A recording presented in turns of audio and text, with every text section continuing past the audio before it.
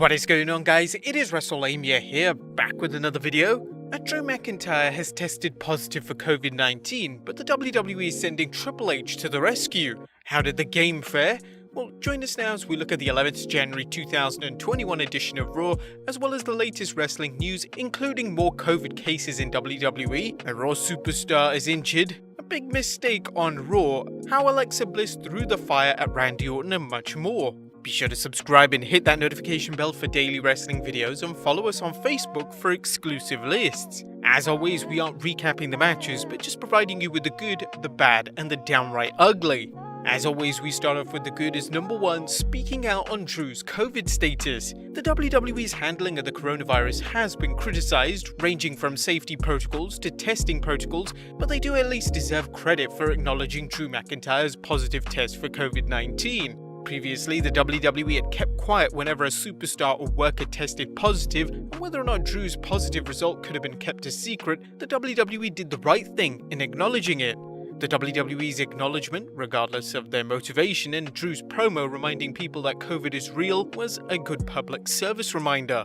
Number 2, the game still got it. Triple H showed fans that while he's been out of the ring for a long time, ironically his last match was against Randy Orton at 2019 Super Showdown, he has still got it.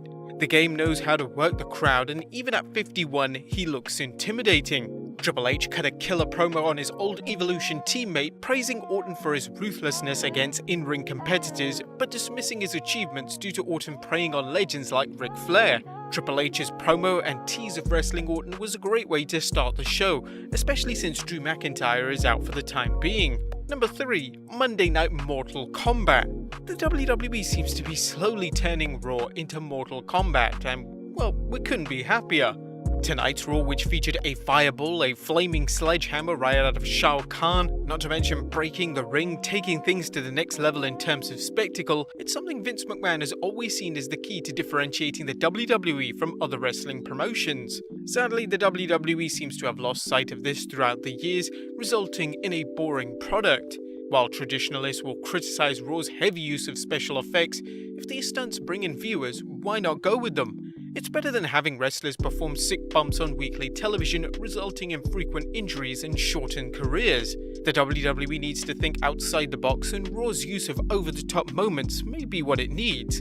Naturally, the WWE can't do this too much, or it runs the risk of burning fans out, no pun intended, but occasional uses, while frequent enough to keep fans tuned in to see when they do happen, are a potential way to up the ratings. Number 4, Keith kills the ring. Keith Lee is a beast, and that's something the WWE would do well to remind the fans of at every opportunity. If pushed correctly, the Limitless One will be a main eventer for a long time. Last night's stunt where Lee hit a running tackle on Morrison, breaking the turnbuckle, was the type of OMG moment that fans like to see from time to time, and it also helps a wrestler's reputation for being a monster in the ring. Number 5, the Ric Flair drip. Last night's surprise appearance by Nature Boy Ric Flair was a reminder that not only is Slick Rick the dirtiest player in the game, but he's still the kiss-stealing, wheeling and dealing son of a gun. Flair's wooing of Lacey Evans and betrayal of his own daughter was a reminder that Flair may be 71, but he hasn't given up on his playboy ways. Ric Flair really did go woo on a bitch. And while this angle may seem like the cliched young woman seducing an older man to get something, with the predictable ending of Evans dumping Flair, they could spice things up by eventually having the 16-time world champion reveal he was in cahoots with Charlotte all along, and he used Evans for a number of purposes, some of which YouTube won't let us mention, but we know you can figure out yourself. But that was the good. What about the bad as number 1, Riddle Me This. Riddle me this. Why was Matt Riddle pulverized by Bobby Lashley? Riddle's bout with the Almighty was nothing short of a squash match, which did little for Lashley's push and nothing for Riddle's. Unless the WWE runs a storyline where Riddle realizes he has to try a new strategy if he wants to overcome the US champion, this match was a bad idea. Lashley's status as someone capable of dealing out a whole lot of ass whooping has been well established, and what could have been an entertaining match turned into a waste of time for the viewer and both wrestlers. Number 2, Raw's main event mistake. Raw's main event featured a great segment where Triple H's sledgehammer burst into flames right before the Cerebral Assassin could end Randy Orton, followed by Alexa Bliss's fireball to the face on the Viper. However, eagle-eyed fans quickly caught the continuity errors in the segment as both Randy Orton and Triple H's blood disappeared. Number 2, Tag Team Turmoil. The WWE is the proverbial hot mess right now, and we're not talking about Alexa Bliss's fireball to Randy Orton in retaliation for torching The Fiend. Instead, we're talking about the WWE's women's tag division, which continues to see tag teams acting like singles wrestlers, as seen by Raw Women's Tag Team Champion Charlotte battling Lacey Evans in a singles match that inexplicably seems to be a feud between the two rather than part of Evans and Peyton Royce's previous attempt to win the tag titles. As baffling as this is, there's the other problem: the WWE's complete indifference to having Raw Women's Champion Asuka having anything resembling even the slightest hint of significance on the roster as champion. But that was the bad. What about the downright ugly? Oh dear. In case of emergency, break for a McMahon. As good as Triple H's appearance and performance was, it was an ugly reminder of just how far the WWE's product has sunk. With Drew McIntyre out due to COVID, and more wrestlers rumoured to be out for the same reason, the WWE found itself wanting in terms of star power, and that's a predicament the promotion made for itself. The WWE is brimming with talent, but it continues to fail when it comes to turning said talent into upper card and main event stars. For example, Drew Gulak was pushed on SmackDown last year and looked to be growing into an upper card star. However, they stopped his push, turning him into a curtain jerker. Last night's match with AJ Styles would have meant a lot more if Gulak had the perception of being a bigger star. Furthermore, wrestlers such as Jeff Hardy, Sheamus and Keith Lee worked two matches as the WWE apparently felt it didn't have enough star power to close the gap caused by missing stars. How about showcasing some stars that are just sitting in the back? With a roster this size, you don't need to pull double duty. The WWE is thinking outside the box with things, but relying too much on the time-tested policy of surprise appearances by legends when something goes wrong. The fact that the WWE doesn't have anyone waiting to step up exemplifies everything that's wrong with its talent development system. But what did you guys think of Raw this week? Let us know in the comments down below. Now let's move on to the news.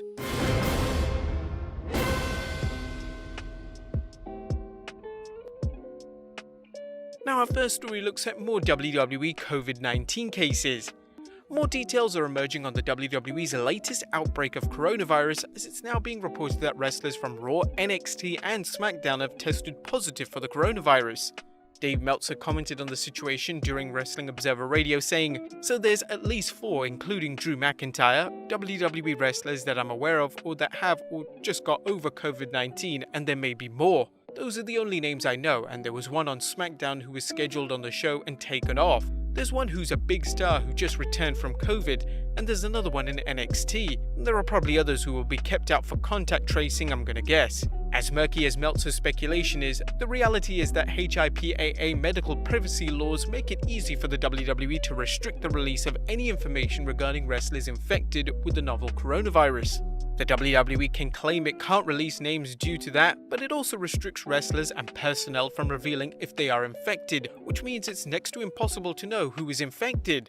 For now, fans and wrestling pundits can only look to see who is missing from WWE television and speculate. However, keep in mind that while a wrestler is absent from television doesn't mean they have coronavirus. PW Insider is reporting that while Cedric Alexander, Ricochet, Asuka and Shelton Benjamin weren't on Raw, they were seen backstage. Next up, a superstar out with an injury. COVID-19 isn't the only bug affecting the WWE, as the injury bug continues to wreak havoc on the roster. As mentioned on last night's Raw, Kofi Kingston is out of action with a broken jaw. The WWE has not elaborated on exactly when wrestling's dreadlock Dynamo was injured or when he'll return. He last competed on Legends Night when he and New Day partner Xavier Woods defeated The Miz and Morrison. We wish Kingston a fast and full recovery.